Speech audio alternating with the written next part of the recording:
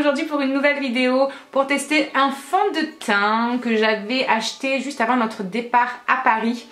Je vous avais fait voir ça dans un vlog, j'essaie de vous le remettre là-haut, non là-haut. Ouais, je crois que c'est là-haut en fait. Je sais plus. Et du coup, j'avais acheté ça juste avant d'aller à Paris, donc j'avais pas pu vous faire le crash test jusqu'à maintenant, puisque comme vous le savez, si vous me suivez dans les vlogs. D'ailleurs, si ce n'est pas le cas, n'hésitez pas à vous abonner et à activer surtout la petite cloche, parce que si vous n'activez pas la petite cloche, vous ne verrez pas les notifications quand je poste une nouvelle vidéo. Ce serait bien dommage.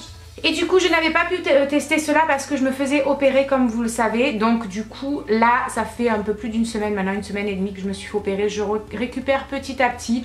C'est vrai que dès que je fais quelque chose, je suis très fatiguée, mais là j'avais tellement envie de me maquiller, j'en peux plus d'avoir cette tête de déterrée, c'est une horreur. Donc je me suis dit, eh bien je vais tester ce fond de teint aujourd'hui, comme ça au moins ce week-end ils auront la vidéo et je pourrai leur dire un petit peu ce que j'en pense. Il s'agit donc de ce fond de teint de chez Maybelline New York, c'est le Fit Me. Qui coûte, je ne sais plus, 9 € et quelques, je crois qu'il fait pas 10 €. Je vous le noterai en bas, de toute façon j'irai regarder ça sur le site et je vous mettrai de toute façon le lien en barre d'infos comme d'habitude. Donc voilà, moi je l'ai pris en teinte beige rosé, non, beige doré, je dis n'importe quoi. J'ai donc pris en teinte beige doré et on va tester ça ensemble. Vous voyez que je ne l'ai même pas ouvert, donc on va l'ouvrir et on va voir ce que ça donne. Voilà, c'est bon, j'en suis venue à bout. J'ai bien galéré à l'ouvrir, ils avaient peur qu'on le vole dans le magasin, je pense. Donc c'est un fond de teint pour les peaux normales à grasse, ce qui me convient parfaitement parce que ma peau est assez normale.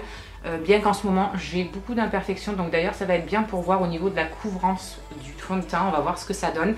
Et ici ma peau est super grasse à chaque fois, la zone T, le menton, comme d'habitude. Donc je me suis munie de mon Beauty Blender et de mon F80 de chez Sigma, qui est mon pinceau préféré. Certes il coûte un peu cher, mais franchement ça n'a rien à voir avec les autres. Je l'adore pour appliquer les fonds de teint quand c'est un peu trop épais.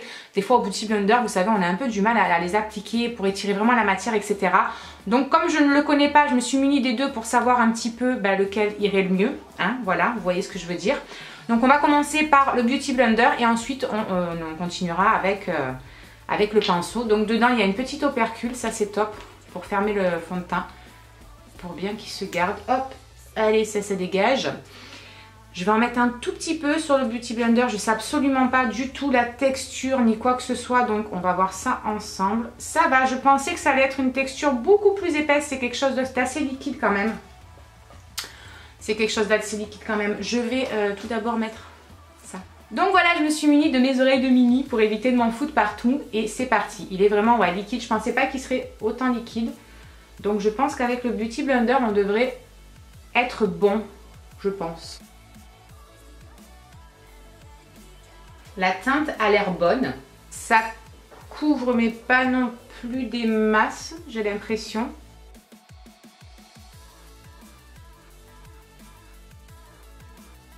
C'est très étrange parce que je m'attendais pas à ça en fait. Quand on a des fonds de teint pour peau grasse, souvent on s'attend à avoir quelque chose d'assez épais avec un fini, vous savez, un peu poudré. Et là, pas du tout. Pas du tout, pas du tout. C'est très étrange. Je suis pas très convaincue. Franchement, la couvrance est vraiment légère. Elle est peut-être un peu moyenne. Je vais essayer d'en rajouter. Je ne suis pas convaincue du tout, les amis. Je vais essayer d'en rajouter un petit peu là où j'ai besoin d'un peu plus de couvrance pour voir si ça fait son truc. Vous à la caméra, du coup ça ressort vachement blanc, il y a beaucoup de luminosité dans la chambre. La teinte, je suis pas convaincue non plus, j'ai l'impression que pourtant c'est... Vous le voyez pas, mais j'ai vraiment l'impression que c'est trop foncé. Pourtant je prends toujours cette teinte dans n'importe quel fond de teint et ça convient d'habitude. Alors peut-être que c'est parce que du coup, vu que j'ai été pas bien, je suis plus blanche que d'habitude. C'est peut-être possible aussi. Ben non, écoutez, au niveau de la couvrance, en tout cas, non, ça reste une couvrance vraiment légère, je trouve, à moyenne, on va dire. Mais c'est pas une grosse couvrance, ça c'est clair, net et précis. Je suis pas fan du tout. Ça laisse un fini vachement Vachement lumineux par contre, pour celles qui recherchent de la lumière, il n'y a pas de souci, ça vous en aurez. Mais par contre du coup, moi ça me donne vraiment trop l'aspect de peau qui brille en fait.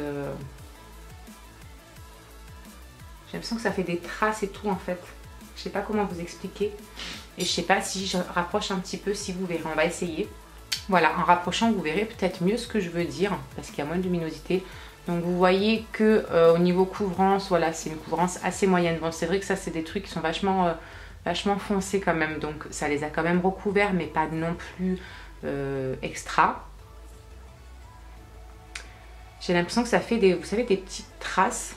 Et vous voyez l'aspect que ça fait vraiment l'aspect lumineux. Donc si vous recherchez un aspect lumineux pour ça, il n'y a pas de souci, il le fera. Mais par contre, c'est vrai que quand on a une peau grasse, logiquement, on ne cherche pas un aspect lumineux. Quand on achète, on cherche un aspect où justement où ça nous matifie un petit peu le visage. Et là, j'ai vraiment pas l'impression que c'est le cas. Vous voyez, la couvrance est vraiment ouais, légère, j'ai envie de dire, hein, parce que avec d'autres fonds de teint, toutes ces petites imperfections que j'ai, ces petites taches, etc. D'habitude, je les ai plus, quoi. Elles sont vraiment très très camouflées. Bon, après, niveau couleur, je pense que c'est parce qu'en ce moment, je suis un petit peu blanchette. C'est pour ça, je pense que qu'on a cette différence de teinte. Quand j'aurai repris un petit peu ma couleur, j'ai envie de dire, et que je ressemblerai peut-être plus à Morticia, je pense que la teinte sera quand même bonne. On voit pas de démarcation non plus, c'est pas non plus, hein, vous voyez, c'est pas non plus la mort, j'ai envie de dire. Donc voilà, écoutez, donc que vous dire de ce petit fond de teint. Donc c'est un fond de teint qui, pour ma part, ne va pas. Je ne rachèterai pas, c'est certain. Je le finirai sûrement, voilà, quand j'aurai des périodes où je n'ai pas trop d'imperfections, où ma peau est pas spécialement grasse, vous voyez, je le finirai. Je n'aime pas gaspiller, donc c'est sûr que je le finirai. Ou quand si je veux faire des make-up, voilà, juste des petits tutos pour des tutos, etc. où j'en ai pas besoin de le garder toute la journée, ou vous voyez, parce que à mon avis, je ne sais pas, je vous le marquerai en annotation parce que d'ici là j'aurai le temps de voir l'évolution du fond de teint. D'ici que la vidéo soit montée pour ce week-end, j'aurai vu comment il a évolué dans la journée, donc je vous mettrai des petites annotations juste en bas ici pour vous dire comment ça aura évolué. Moi c'est vrai que en ayant la peau mate, j'attends plutôt un fond de teint qui me matifie le teint, qui donne un petit peu un effet poudré, vous savez, plutôt que quelque chose de lumineux comme ça. Si je veux un petit peu de luminosité, je rajoute au pire du highlighter, mais là c'est vrai que ça fait lumineux vraiment partout où on s'y attend pas quand on a la peau grasse, où on n'a pas envie justement d'être un petit peu en mode boule à facettes, j'ai envie de dire. Donc c'est dommage parce que ça aurait pu être un bon produit si ça n'avait peut-être pas cet effet. Niveau teinte, je pense que quand j'aurai fini de jouer les Morticia, il m'ira correctement.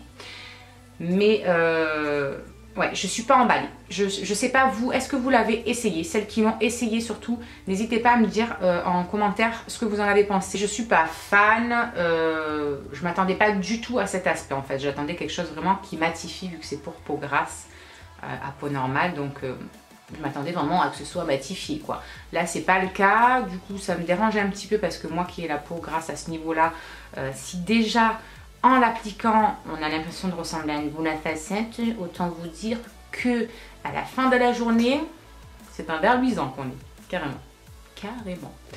Donc voilà, écoutez, si vous avez testé ce produit vous et que vous l'avez aimé ou que vous ne l'avez pas aimé, venez me dire en commentaire justement ce que vous en avez pensé. Ça me ferait vraiment plaisir d'avoir un petit peu des avis de gauche et droite, savoir si je suis la seule à penser que ce n'est pas un bon fond de teint. Voilà, donc écoutez, en tout cas, j'espère que ce crash test vous aura fait plaisir. Je vais venir faire mes yeux avec la palette Huda Beauty. Je l'ai gagné au concours de Laurie et Letty. Je sais pas si vous les connaissez ces filles, mais c'est des amours. Elles sont extra, elles sont pleines de vie. Je vous jure, elles vous font trop du bien quand vous regardez leurs vidéos. Je vous mets le lien de leur chaîne là. Je ne sais toujours pas de quel côté c'est.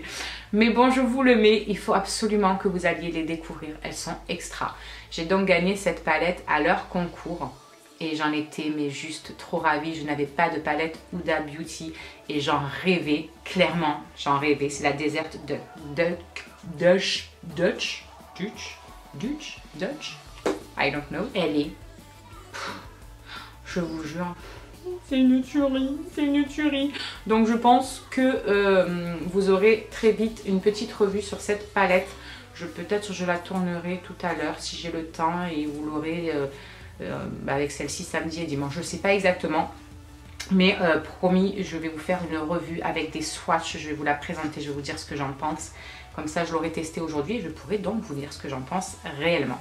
Voilà, je vous fais des gros bisous et on se retrouve très vite pour une prochaine vidéo. Ciao!